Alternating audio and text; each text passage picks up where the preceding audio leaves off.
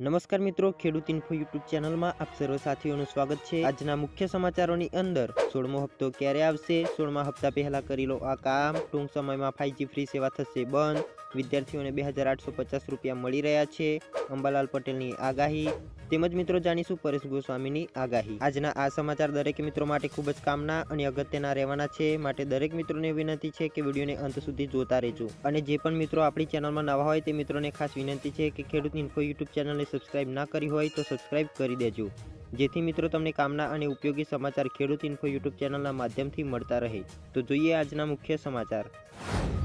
તો મિત્રો સૌપ્રથમ સમાચારની વાત કરીએ તો 16મો હપ્તો ક્યારે આવશે। 15મા હપ્તાના લાભ મળ્યા બાદ દેશભરના કરોડો ખેડૂતો હવે પ્રધાનમંત્રી કિસાન સન્માન નિધિ યોજનાના 16મા હપ્તાની રાહ જોઈ રહ્યા છે।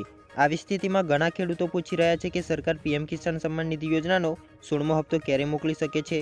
મિત્રો મીડિયા રિપોર્ટ અનુસાર સરકાર પીએમ કિસાન સન્માન નિધિ યોજનાનો 16મો હપ્તો આ વર્ષે એટલે કે ફેબ્રુઆરી 2024 કે માર્ચમાં ટ્રાન્સફર કરી શકે છે। મિત્રો નોંધનીય એ છે કે સરકાર આ અંગે કોઈ સત્તાવાર જાહેરાત કરી નથી।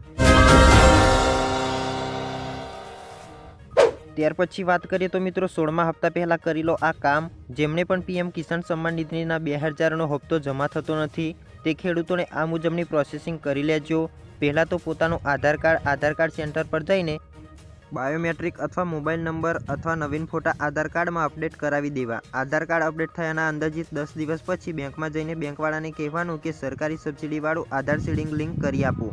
હવે દરેક સરકારી સહાયનું પેમેન્ટ આધાર બેઝ ઉપર થઈ ગયું છે, તેથી મિત્રો આ મુજબની પ્રોસેસિંગ ફરજિયાત કરાવવી। આટલું થયા પછી જ પીએમ કિસાન સન્માન નિધિનો જે હપ્તો છે તે તમારા બેંક એકાઉન્ટમાં જમા થઈ શકે છે। ત્યાર પછીના સમાચાર જોઈએ તો ટૂંક સમયમાં 5G સેવા થશે બંધ। એક રિપોર્ટ મુજબ દેશભરમાં 125 મિલિયન 50 યુઝર્સ 5Gના છે। આ તમામ યુઝર્સને હવે ટૂંક સમયમાં ટેલિકોમ કંપનીઓ તરફથી મોટો ઝાટકો લાગી શકે છે। મિત્રો દેશની બે મોટી ટેલિકોમ કંપનીઓ 2022થી 5G સેવા ફ્રીમાં યુઝર્સને આપી રહી હતી, પણ હવે તે સેવા ટૂંક સમયમાં જ બંધ કરી દેવામાં આવશે। જો તમારે 5G ડેટાનો ઉપયોગ કરવો હોય તો 4G કરતાં 5 થી 10 ગણી વધુ રકમ ચૂકવવી પડશે। શું મિત્રો તમને આ પોસાશે કે નહીં તમે કમેન્ટ કરીને જણાવજો। ત્યાર પછીના સમાચાર વિશે વાત કરીએ તો મિત્રો વિદ્યાર્થીઓને 2850 રૂપિયા આપી રહી છે। કેન્દ્ર અને રાજ્ય સરકાર દ્વારા શાળાના વિદ્યાર્થીઓ માટે અનેક પ્રકારની યોજનાઓ ચલાવવામાં આવે છે। મિત્રો આવી જ યોજના ઉત્તરાખંડ સરકાર દ્વારા પણ ચલાવવામાં આવી રહી છે। એક યોજના હેઠળ ઉત્તરાખંડ સરકાર ધોરણ 9માં પ્રવેશથી તમામ વિદ્યાર્થીઓને મફત સાયકલ આપી રહી છે।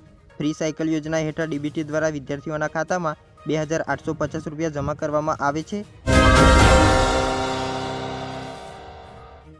ત્યાર પછીના સમાચાર વિશે વાત કરીએ તો મિત્રો અંબાલાલ પટેલની આગાહી પણ સામે આવી છે। હવામાન નિષ્ણાત અંબાલાલ પટેલે ફરી એકવાર માવઠાની આગાહી કરી છે, જેમાં મિત્રો સૌરાષ્ટ્ર, કચ્છ અને ઉત્તર ગુજરાતના કેટલાક વિસ્તારમાં વાદળછાયું વાતાવરણ વચ્ચે હળવા વરસાદનું અનુમાન છે। અંબાલાલ પટેલની આગાહી મુજબ 3 થી 5 ફેબ્રુઆરી વચ્ચે ભારતમાં મજબૂત વેસ્ટર્ન ડિસ્ટર્બન્સ સર્જાશે, તેમજ પશ્ચિમી વિક્ષેપને લઈને તારીખ 5 અને 6 ફેબ્રુઆરી સુધીમાં કચ્છ વિસ્તારમાં વરસાદી છાંટા પડવાની શક્યતાઓ છે। તેમજ મિત્રો ઉત્તર ગુજરાતના કેટલાક ભાગોમાં પણ વાદળછાયું વાતાવરણના કારણે હળવા ઝાપટા પડી શકે છે, તો રાજ્યના અનેક વિસ્તારમાં વાદળછાયું વાતાવરણ વચ્ચે પવનનું જોર પણ વધી શકે છે।